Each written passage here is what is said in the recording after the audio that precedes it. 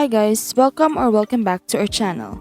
In today's video, I'm going to show you how to download and install Optifine Minecraft. But before that, if you are new, please hit the like and subscribe button and hit the notification bell so you can be notified if we post another video. So without further ado, let's proceed with today's video. First thing to do is open the Minecraft launcher and select the version of Minecraft you want to play.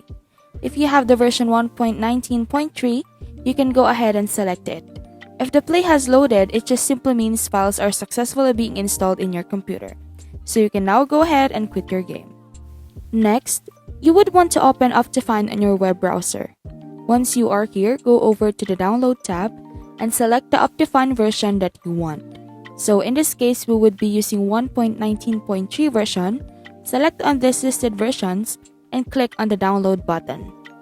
An ad would run for a few seconds, but you can just press skip after.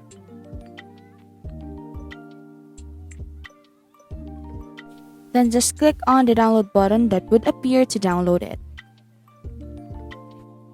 If you have successfully downloaded it, it will appear on your desktop like what you see in here.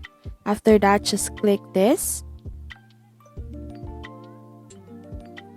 and click just once. Hit install